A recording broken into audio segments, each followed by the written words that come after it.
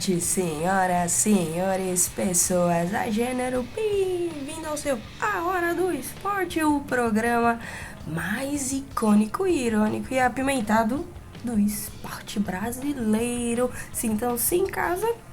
Se for sentar no sofá, quiser colocar os pés, tira o tênis, por gentileza. A água tem na geladeira, fiquem à vontade. E vamos falar sobre coisas muito loucas que acontecem no nosso país, nosso Brasil tão lindo, tão maravilhoso, toda semana cada loucura louca. E hoje teremos o quê? Justiça desportiva para Fred e Alan Mineiro, lesão no Palmeiras, prisões no esporte, porque nem só de esporte é feito o esporte, né? Também tem crime. E Covid na arbitragem brasileira. Então vamos começar falando do nosso querido Campeonato Paulista. Os times entraram no acordo aí na segunda-feira. Vão jogar a cada 2 dias para tentar cumprir o calendário na hora que retornar o Paulista. A ideia é terminar o campeonato no dia 23 de maio para não atrapalhar tanto o restante do ano, não ficar aquela palhaçada igual ficou 2020. Porém, para isso acontecer, tem que voltar os jogos semana que vem. E vão ter times que vão jogar a cada 2 dias. Campeonato Paulista, 2 dias. Depois a Copa do Brasil ou Libertadores, 2 dias depois, Paulista. E os clubes vão bancar essa ideia doida aí. Mas os jogadores não vão ser submetidos a esse tipo de sacrifício. Porque tá tirando me fazer jogar, viajar a cada 2 dias. Haja corpo, haja físico. Também não dá. Lado bom, a gente vai ver os moleques jogando, mais galera da base, os reservas. Lado ruim, excesso de viagem, excesso de pacote, passeando por aí, mais pessoas expostas, porque se você colocar mais jogadores para jogar, você expõe mais pessoas, mais gente viajar. E é isso, né? Bom, amanhã vai ter reunião entre a Federação e o Ministério Público para ver como é que vai ficar o Covid em São Paulo. Se o Covid vai liberar aí o Campeonato Paulista para a próxima semana ou se nós vamos ter que esperar mais um pouquinho. Prudência não é uma coisa que a gente vê por aqui e eu acho que volta o campeonato. Eu acho que volta e dane-se, tá tudo a mesma coisa, do jeito, tá a mesma coisa quando parou, mas vamos voltar ao campeonato, não tem o que fazer, vamos jogar bola. Vamos lá agora falar um pouquinho sobre justiça desportiva, porque esses caras são muito legais, velho. Sempre causa, né, mano? O futebol brasileiro não sabe manter as coisas no campo. Fredericos, nosso Fred, seleção, Fluminense, todo mundo conhece. Perde a batalha para o Atlético Mineiro no seu processo judicial. Vai pagar multa milionária porque largou o Atlético, foi pro Cruzeiro, isso em 2018. Estamos falando aí de um processo que corre há 3 anos.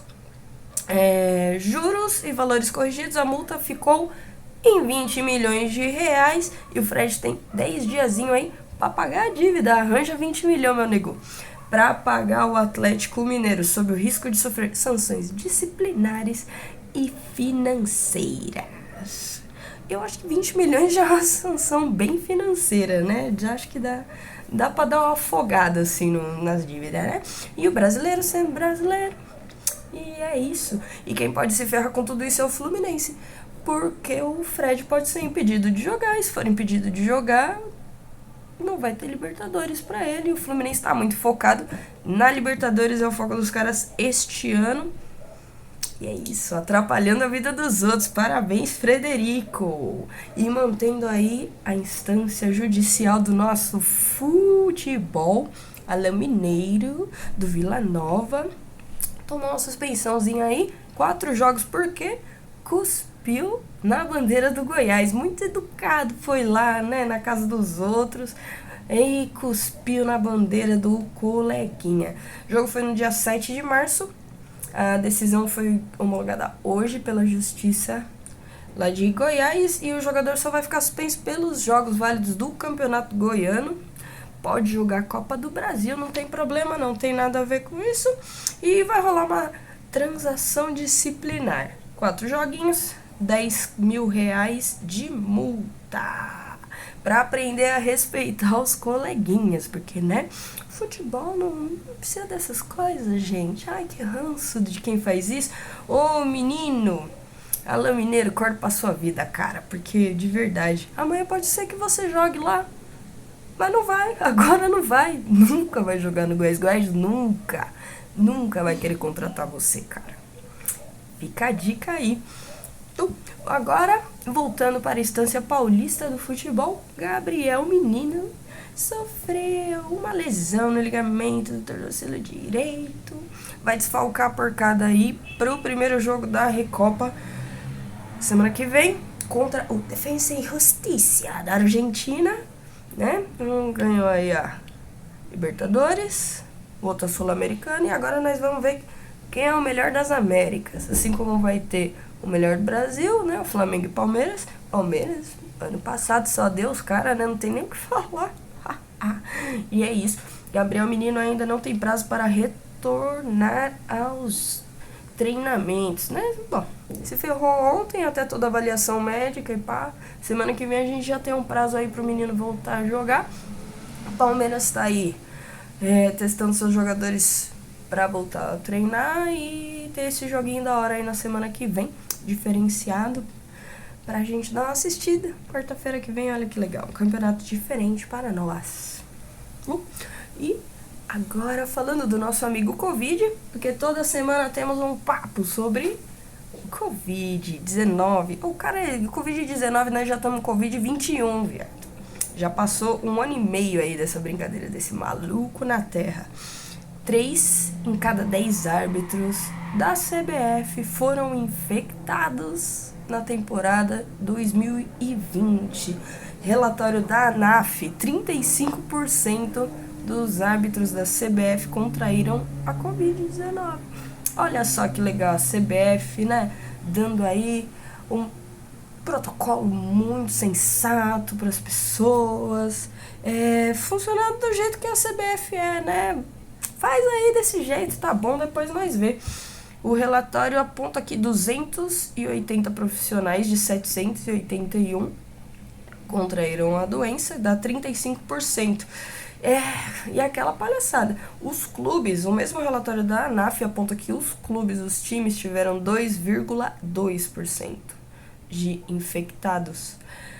Ai, hipocrisia do Brasil. Porque, né, as instituições brasileiras gostam de botar ordem, mas não faz o negócio. Que os árbitros fiquem bem, que a CBF acorde pra vida dela. Porque, né, estamos falando de vidas, não de números, jogos e etc. 35% é alto pra caramba, cara. Alto pra caramba. E, aproveitando aí que eu tô falando de hipocrisia brasileira, hoje na quinta do regresso, o nosso maravilhoso TBT, com o querido Clóvis, ele nos traz a relação entre o futebol e a ditadura militar no Brasil. Aproveitando aí que ontem foi, né, dia de vários protestos contra o golpe militar de 64, que aconteceu no dia 31 de março de 64. Vamos associar uma coisa com a outra e ver o que o esporte fala para nós um pouquinho aí de política. Roda pra nós, voz da consciência. Saudações, camaradas, saudações, Ariadne.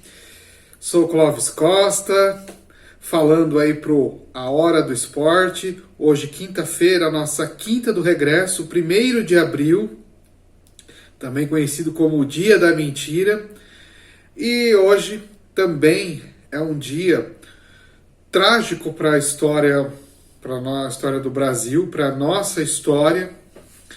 Hoje faz 57 anos do golpe militar, que durou 21 anos e ainda deixou profundas marcas e consequências para os nossos dias. Se hoje nós temos um genocida no poder, um ser abjeto, ceboso, que exalta torturadores, que exalta o autoritarismo, o tempo todo fala em golpe, é porque nós não acertamos as contas com a história. E quando não se faz esse acerto de contas, a fatura que nós pagamos é muito alto.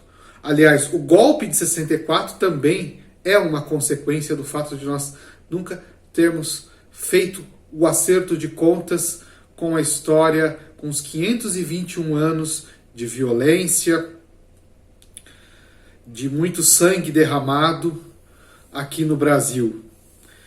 E, portanto, é fundamental que a gente, sim, volte ao passado. Precisamos falar desse golpe de 1964, não pode cair no esquecimento, para que a gente possa não repetir os erros do passado e não ter as consequências que nós estamos tendo hoje. Um país que tem aí quase 4 mil mortos por conta de um ser abjeto e ceboso que está no poder, que atende pelo nome de Jair Bolsonaro. E antes eu gostaria de falar um pouco, nós vamos falar da relação do futebol com a ditadura militar, com o golpe militar de 64, mas antes eu quero pegar uma leitura de um livro organizado por Edson Telles e Vladimir Safak, né, que chama O que Resta da Ditadura. Na verdade é uma coletânea de textos que traz essa reflexão do quão é nocivo a gente não voltar ao passado e fazer o acerto de contas com a história. Eu vou ler um trecho desse livro, que é muito interessante.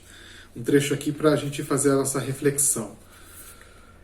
Esse passado que insiste em perdurar de maneira não reconciliada no presente, que se mantém como a dor e tormento, esse passado não passa. Ele ressuscita de maneira infame nos inúmeros corpos torturados e mortos, muitas vezes anônimos, jogados nos terrenos baldios ou nas caçambas de lixo, como foi o caso dos 3 jovens do Morro da Providência, no Rio de Janeiro, em julho de 2008. O silêncio sobre os mortos torturados do passado, da ditadura, acostuma a silenciar sobre os mortos e torturados de hoje, como também aconteceu em Paraisópolis, e inúmeras violências pelos agentes do Estado. Isso também é uma consequência do não acerto de contas com a nossa história. O caso do assassinato de Marielle Franco, o surgimento das milícias, toda essa violência perpetrada por agentes do Estado, sobretudo nas periferias, que mata a juventude negra e pobre.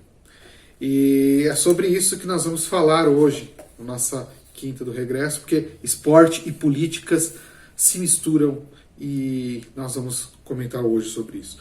Então, o golpe militar de 64, que aconteceu há 57 anos atrás, traz também consequências para o futebol. Por quê? Os clubes também passam a estar na mira da ditadura militar. Os clubes são obrigados a informar quem são os postulantes a dirigentes. Também tem a presença de agentes da repressão, agentes da inteligência. Isso aconteceu, por exemplo, no Flamengo, no Vasco, no Olaria. Jogadores de futebol também passam a ser vigiados, como o caso do Pelé. O Pelé foi vigiado, mas essa vigilância acaba quando ele chega para os repressores e diz que na Colômbia e outros países ele estava sendo assediado por comunistas para falar contra o regime militar. Então, e aí isso retira qualquer suspeita do Pelé. João Saldanha, que foi técnico da seleção, que montou a seleção que foi campeã em 1970, ele era um ferrenho opositor do regime, era ligado ao Partido Comunista, e ele foi muito vigiado, e a ditadura precisava demitir ele, de algum jeito de tirá-lo, porque imagine se o Brasil ganha a Copa com João Saldanha sendo técnico. E aí eles aproveitaram o fato dele, da opinião pública, criticar muito o trabalho dele como técnico, demitiu e colocou o Zagallo. E já tinha, na comissão técnica, já tinha alguns militares, entram também agentes da repressão e da inteligência para vigiar tudo o que acontece na concentração da seleção, o que os jogadores, enfim, comentam, vigiam a imprensa também, quem pode, quem não pode entrevistá-los. Então isso tem consequências muito grandes no futebol brasileiro. Então, para a gente ver como política se mistura, né? Política e futebol se misturam, porque são algo indissociável, ou seja, está aqui, né? Não tem como você separar uma coisa da outra. Falando na ditadura militar, também gostaria de recomendar um documentário produzido pelo jornalista Lúcio de Castro, Memórias do Chumbo, Futebol nos Tempos do Condor. É uma série de documentários que fala sobre a relação do futebol com os regimes militares do Brasil, da Argentina, do Uruguai e do Chile. Lembrando que o golpe militar foi financiado pelos Estados Unidos. A gente tem que lembrar que estávamos num contexto de Guerra Fria e teve a Revolução Cubana, o medo de que isso se espalhasse por toda a América Latina, área de influência dos interesses estadunidenses. O governo estadunidense, por meio da CIA, fomentou vários golpes no Brasil, no Uruguai, na Argentina e no Chile, na Bolívia e outros países também, como na Guatemala, na América Central. Portanto, esse golpe tem sim relações com imperialismo, questões geopolíticas daquele período. E voltando ao futebol, também tivemos jogadores que sofreram com o regime por ser contra, por se posicionar de forma contrária. Por exemplo, o jogador Afonsinho, que jogou em alguns clubes como Botafogo, Vasco, e pela forma como ele se posicionava, as portas dos clubes foram se fechando a ele. E acabou sendo excluído. Então a gente percebe o quanto o nocivo é essa relação da ditadura, né? E agora é importante que a gente saiba o que aconteceu, é importante julgar os culpados sejam condenados. Aqui no Brasil nós tivemos uma comissão da verdade, mas não condenou ninguém, ao contrário, por exemplo, da Argentina, que o Rafael Videla, que foi o primeiro presidente militar do golpe que aconteceu na Argentina em 1976, ele foi julgado, condenado e morreu na cadeia. Aqui no Brasil nós não tivemos. No Uruguai, por exemplo, crimes da ditadura não prescrevem. E é por isso, e isso explica o fato da gente ter hoje Jair Bolsonaro no poder, comandando uma política genocida. E nós devemos, sim, exigir o impeachment de Bolsonaro e que ele seja julgado pelos crimes cometidos, para que a gente não possa mais passar por isso, que as próximas futuras gerações não sofram com o autoritarismo, com a violência que hoje ela é resultante desse não acerto de contas com a nossa história. Então o nosso TBT de hoje fica para essa reflexão do 1º de abril, dia da mentira, 57 anos atrás. Nós tivemos um golpe militar que ainda não acabou, sobretudo na periferia das grandes cidades. O caso de Paraisópolis, o assassinato da nossa juventude negra e pobre é fruto desse não acerto de contas, desses 521 anos de repressão que nós temos aqui no Brasil. Volto na segunda-feira, na nossa edição do A Hora do Esporte, mas convido a todas e todos a fazer uma reflexão sobre esse período tão nefasto da nossa história, porque são vários capítulos sangrentos que nós temos aqui no Brasil. Então fica a reflexão, um bom fim de semana para todos e todos. Passa a bola para você, Ariadne.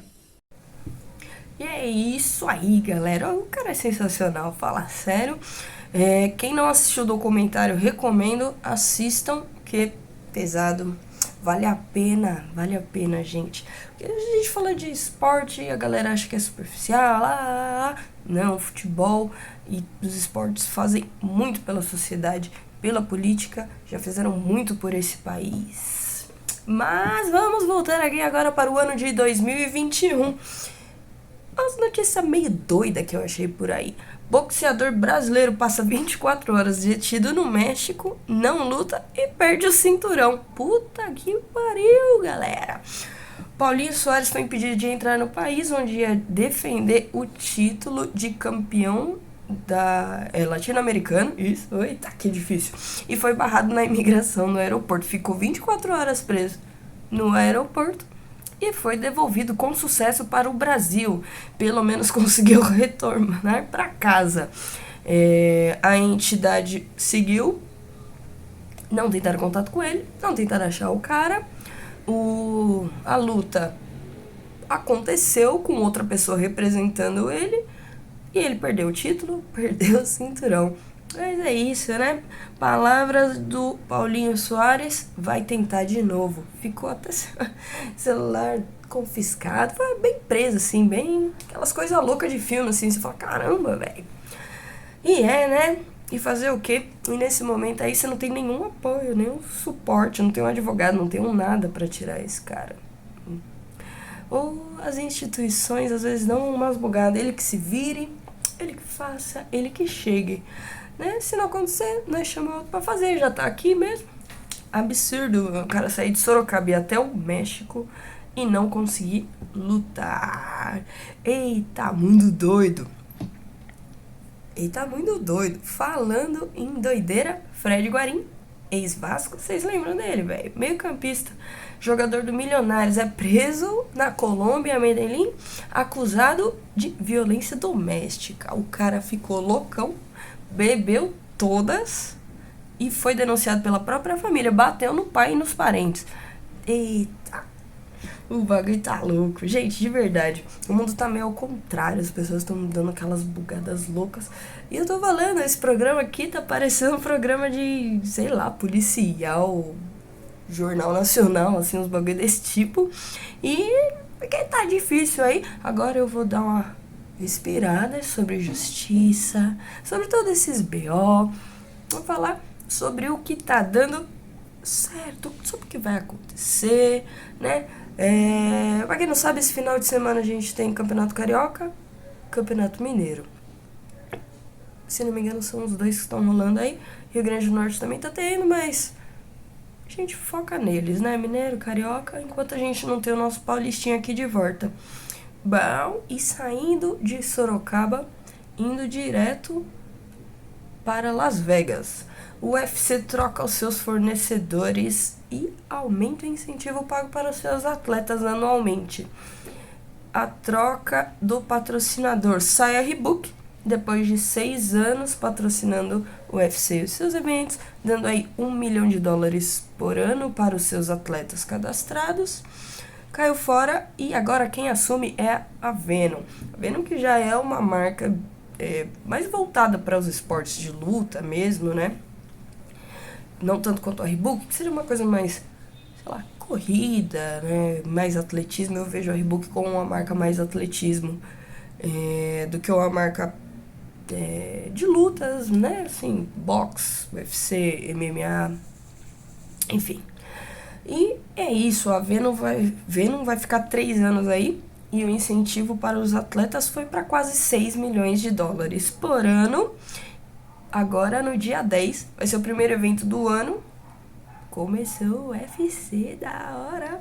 Dia 10 em Las Vegas, vão lançar oficialmente os kits da Venom. Já tem umas coisinhas legais aí na internet, dá pra você ir já dando uma olhada. Tá bonito, mas os caras estão fazendo um trabalho bem legal. Eu acho que vai dar bom essa parceria aí. Umas roupas bem bacanas, bem estilosas. E agora, para esse final de semana, saindo da esfera futebol, porque... futebol.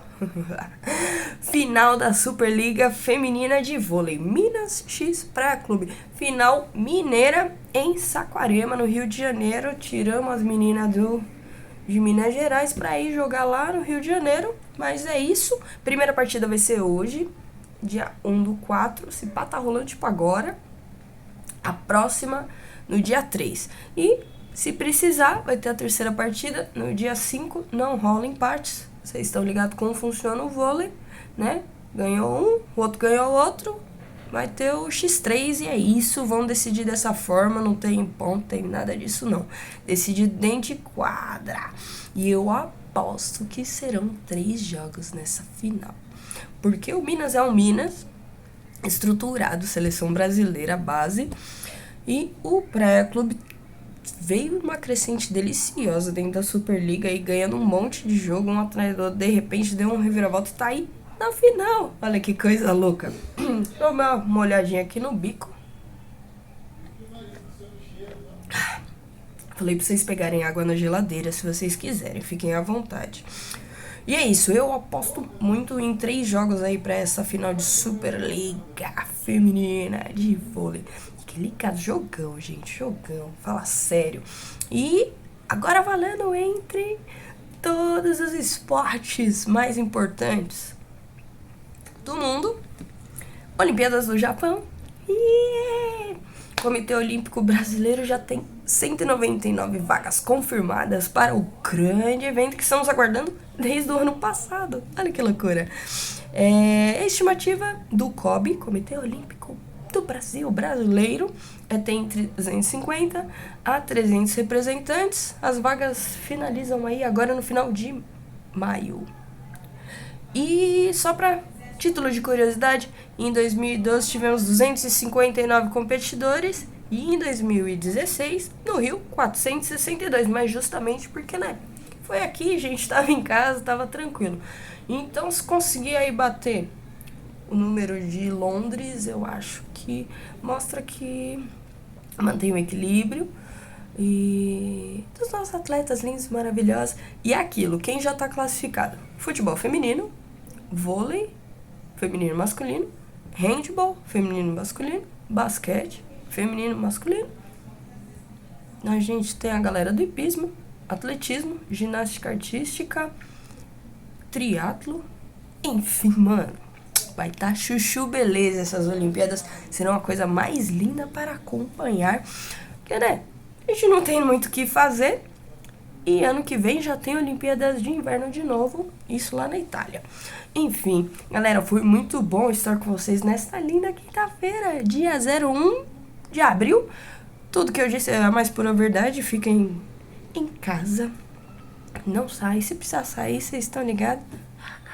Nós é o Darth Vader por enquanto, galera. Então, vamos ficar bem. Uma excelente semana. Siga nós.